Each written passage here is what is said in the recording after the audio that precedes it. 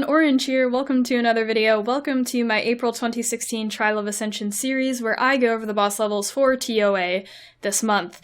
We are on the infamous Occult Girls level. This level gives a lot of people trouble, but it doesn't give me trouble, so I'm hoping that I can give you guys enough advice to get you guys farming TOA normal in no time and pass this level, especially this month, because I know a lot of people are going to get stuck on it. So let's play the video, and I decided to include this wave because a lot of people have problems on this wave. The best strategy that I found to use is to kill the Rayoks first, then the Verds. I kind of found that the Rayoks will defense break you, which is a little bit problematic if they defense break you at the wrong time. If they defense break you and your Vero is not going to move anytime soon, then it's like, oh crap, I have a defense break on me, my Vero's not moving, I'm going to get killed. So I usually go for them first. Sometimes you just need good RNG. A lot of you guys who have weaker runes than I do are just going to need to try this again until you get good RNG. Sometimes that's all it takes. Sometimes you use your Phoenix Fury and you stomp on them and none are stunned, and then you die.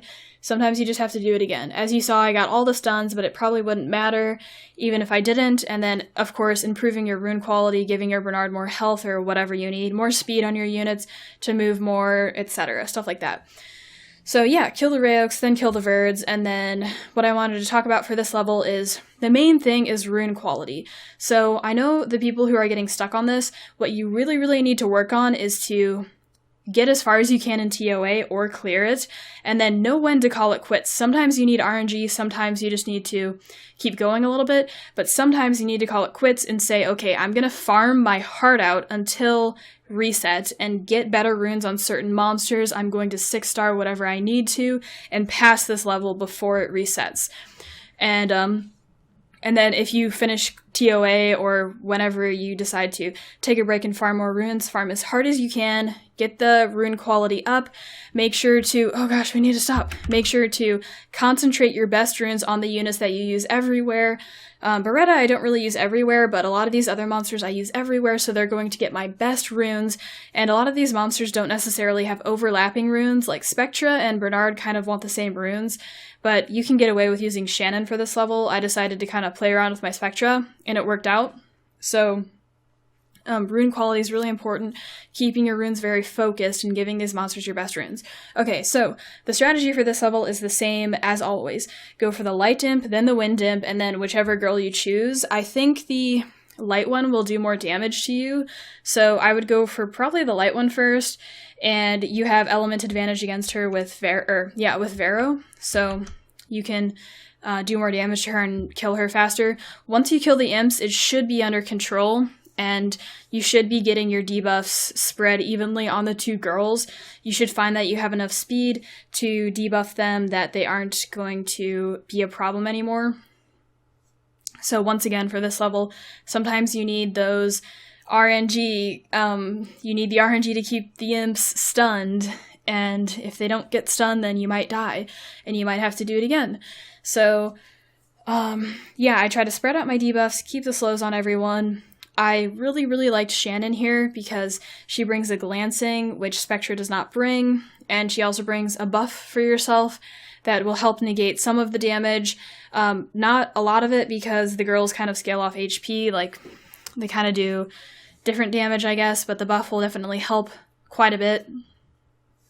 So I do like Shannon here. Yeah, I just decided to mess around with Spectra a little bit. As you see, I have my debuffs spread out on the two girls, and I'm still going for that imp, because that imp is dangerous. He looks cute and stuff, but he's not. He's very dangerous. And then I go for the girls.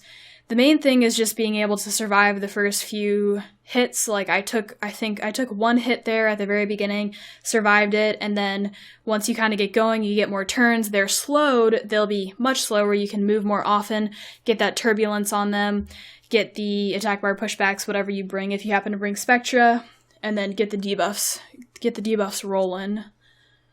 So yeah, the main thing I really have to suggest is rune quality. Every month, you should be farming very hard towards the end of the month or whenever you can. If you get stuck, farm as hard as you can. Once you start upgrading these runes on these units that you should be prioritizing heavily, TOA will just be so easy, and you'll be clearing it, then you'll be speed clearing it, whatever. That's just kind of how it goes. So right now I'm stuck on not stuck, but I'm on TOA hard 63, and I'm looking to progress, and since I know all of this stuff, I know progression will come naturally. It's going to happen as I get better runes. I have the monsters I need for TOA hard, well, most of them, you know, like, a lot of them are farmable. Spectra, Talc, Mav. Mav is kind of farmable in that the Penguin Secret Dungeon was out, so I have all of the monsters that I need for TOA hard, and I just need rune quality, and slowly but surely I will push further, and then whenever I encounter problems, I will be able to identify them and realize what I need to beat them next time. So I kind of struggled on certain levels, like the Revenging Cats and the Jolteon level, and then I realized what I need is my Thrain. So as you encounter those problems, you can figure out what you need to beat the levels. For this one, especially on TOA normal, it's mainly rune quality and monsters and making sure you're using the proper abilities and spreading out your debuffs and attack bar resetting who you need to attack bar reset.